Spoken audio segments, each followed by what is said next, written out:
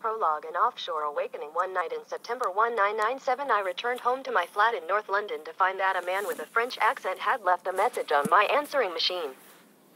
Mr. Otto, as he called himself, had heard from an editor at the Financial Times, whom I was writing for, that I was to visit the oil-rich country of Gabon on Africa's western coastline, and he said he wanted to help me during my visit. He left a number in Paris. Curious as hell, I rang back the next morning.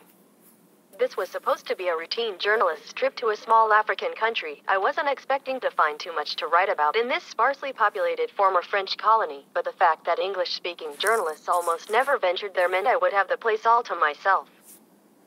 When I arrived, I discovered to my surprise and alarm that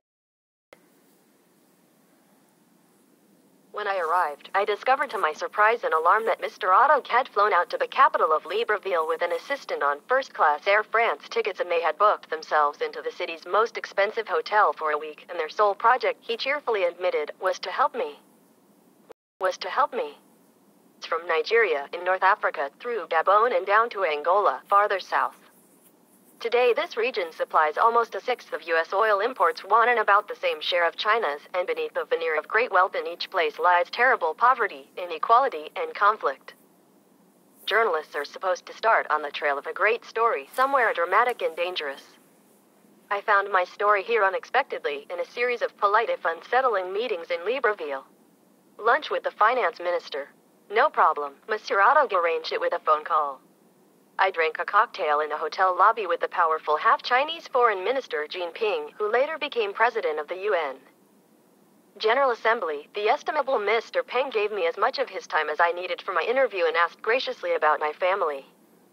Later, the oil minister clasped me by the shoulder and jokingly offered me an oil field, then drew his hand, saying, "No, these things are only for les grands, the people who matter." Never more than 500 yards from foul African poverty on the streets of Libreville, I spent a week wandering about in a bubble. Mr. Otto's attempts to keep my diary full made me determined to find out what it was that he might be wanting to hide. My new best friend had opened for me a zone of air-conditioned splendor. I was ushered to the front of queues to meet with powerful people who were always delighted to see me. This parallel, charmed world, underpinned by the unspoken threat of force against anyone inside or outside the bubble who would disrupt it, it is easy to miss in the affluent and easy West. In Africa, the jolt was enough to begin to shake me from my sleep. I had stumbled into what later became more widely known through a scandal in Paris as the so-called Elf affair. The scandal began in 1994 when US-based Fairchild Corp. Opened a commercial dispute with a French industrialist, triggering a stock exchange inquiry. Unlike in more adversarial Anglo-Saxon legal systems, where the prosecution jousts with the defense to produce a resolution, the investigating magistrate in France is more like an impartial detective inserted between the two sides. He or she is supposed to investigate the matter until the end, when the truth is. In this case, Eva Jolie, the Norwegian-born investigating magistrate, found that every time she investigated, something new leads would emerge. Her probes just kept going deeper. She began receiving death threats. A miniature coffin was sent to her in the post, and on a raid of one business she found a Smith & Wesson revolver, fully loaded and pointed at the entrance. But she persisted. Other magistrates became involved, and as the extraordinary revelations began to accumulate, they began to discern the outlines of a gigantic system of corruption that connected the French state-owned oil company Elf Aquitaine with the French political, commercial, and intelligence establishments via Gabon's deeply corrupt ruler Omar Bongo. Bongo's story is a miniature tale of what happened when France formally relinquished its colonies. As countries in Africa and elsewhere gained independence, the old beneficiaries of the French Empire set up new ways to stay in control behind the scenes. Gabon became independent in 1960, just as it was starting to emerge as a promising new African oil frontier, and France paid it particular attention. France needed to install the right president, an authentic African leader who would be charismatic, strong, cunning, and, when it mattered, utterly pro-French. In Omar Bongo they found the perfect candidate. He was from a tiny minority ethnic group and had no natural domestic support base, so he would have to rely on France to protect him. Bongo became the world's youngest president, and for good measure France placed several hundred paratroopers in a barracks in Libreville, connected to one of his palaces by underground tunnels. This intimidating deterrent against coup plots proved so effective that by the time Bongo died in 2009, he was the world's longest-serving leader. In exchange for France's backing, Bongo gave two things.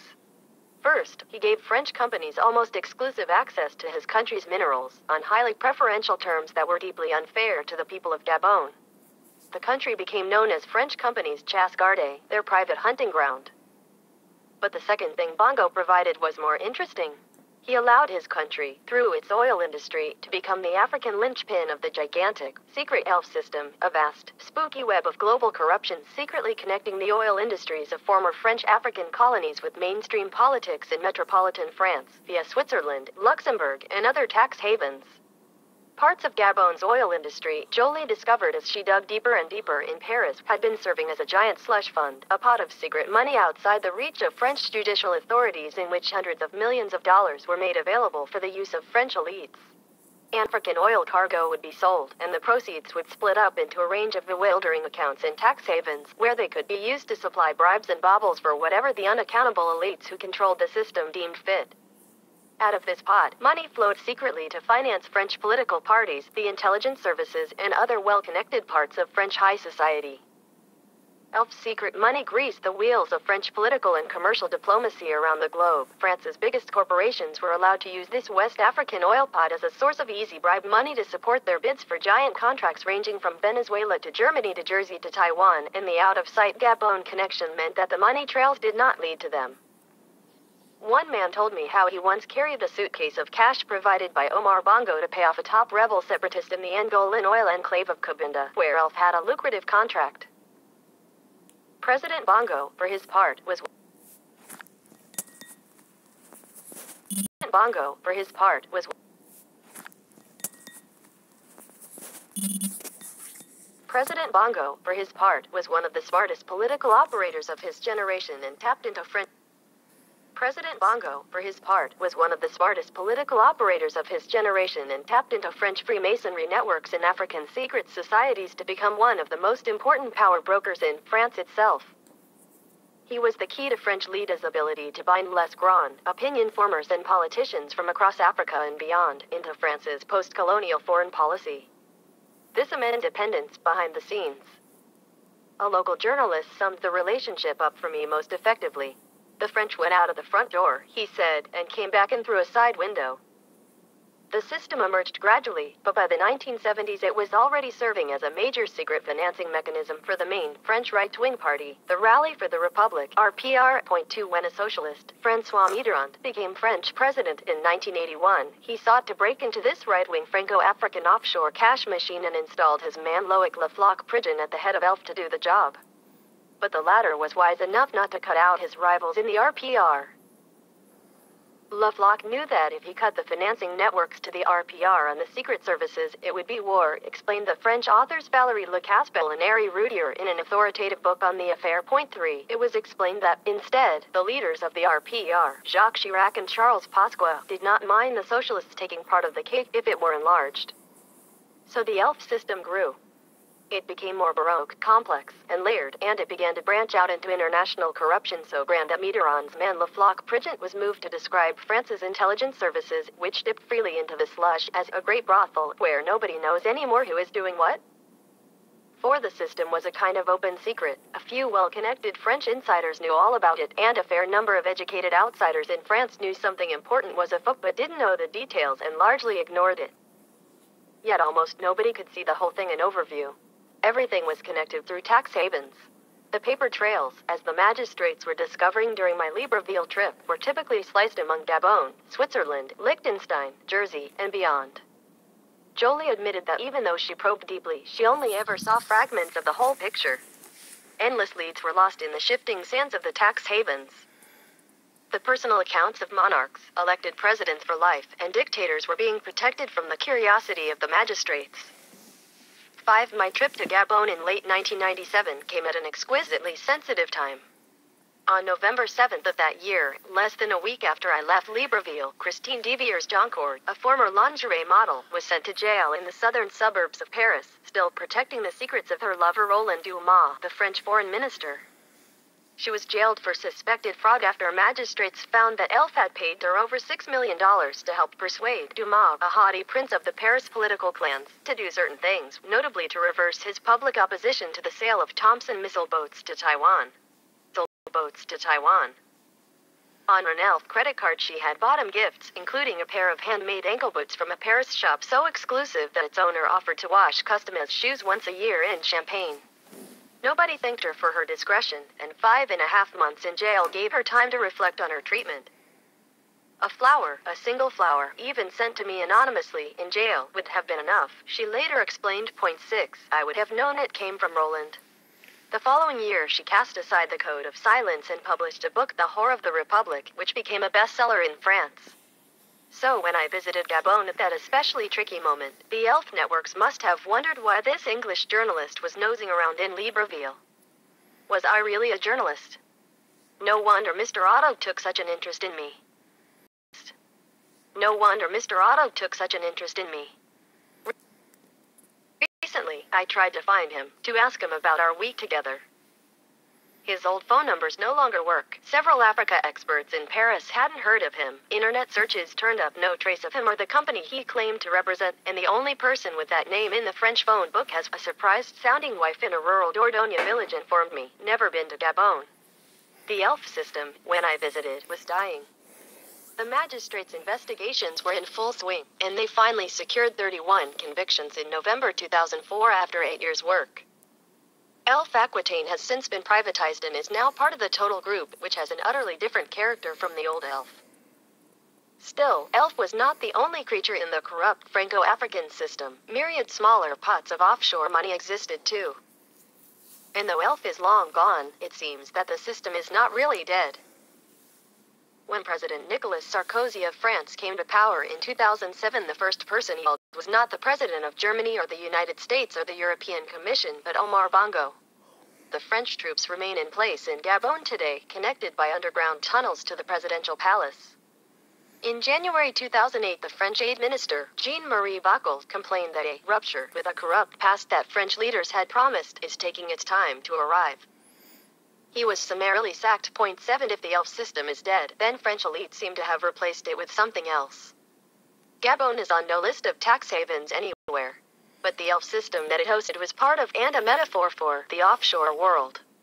To understand this, it is necessary to explain some fundamental truths about what a tax haven or offshore jurisdiction is. Tax havens provide escape routes from rules and laws elsewhere. These two words, escape and elsewhere, will crop up repeatedly in this book. The zero tax rates offered in the Cayman Islands, for example, are not designed for Caymanians but are set up to attract the business of North and South Americans, Europeans, Asians, Middle Easterners, and Africans alike. In truth, the term tax haven is a bit of a misnomer because these places offer an escape not just from taxes but from many other rules and regulations too. If a person or entity wants to do something but is forbidden by law from doing it at home, it escapes to somewhere else to do it. To be more precise, it isn't usually the entity but it's money that escapes. The common feature of tax havens is that they offer secrecy. Once the escape has been effected, the escapee is very hard to find.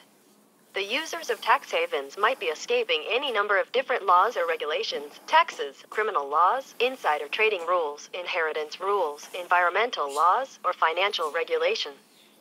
Taxes, criminal laws, insider trading rules, inheritance rules, environmental laws, or financial regulation. If there is a law to stop or regulate it, there will probably be places that offer escape routes from that law. A simple example of an offshore escape is when a U.S. citizen, say, parks $10 million of drugged money in a bank account in Panama.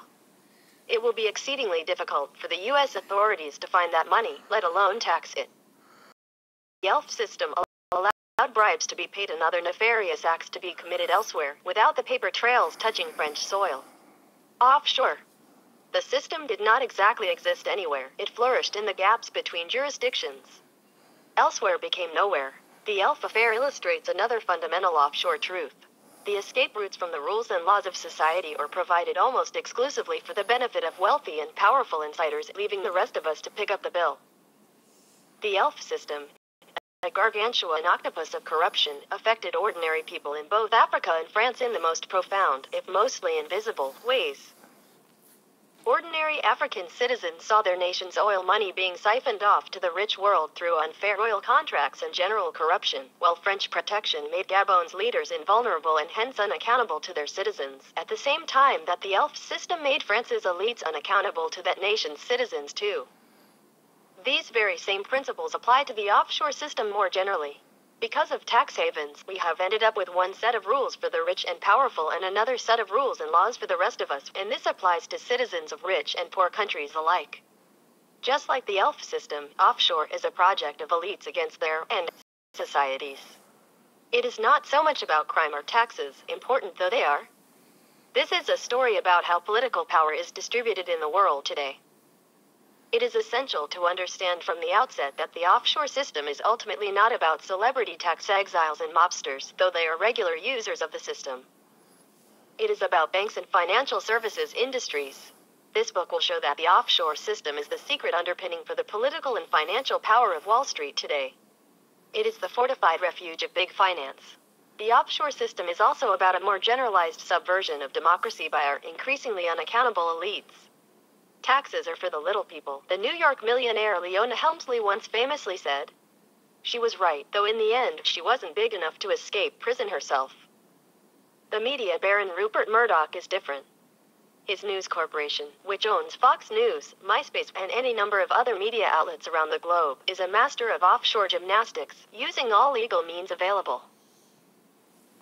When The Economist magazine investigated in 1999, it reckoned that News Corporation paid a tax rate of just 6%, compared with 31% for its competitor Disney. Neil Chenoweth, an Australian reporter, probed News Corporation's accounts and found that its profits, declared in Australian dollars, were $364,364,000 in 1987, $464,464,000 in 1988, $496,496,000 in 1989, and $282,282,000 in 1990.9. The obvious pattern in these numbers cannot be a coincidence. As John Lanchester wrote in the London Review of Books,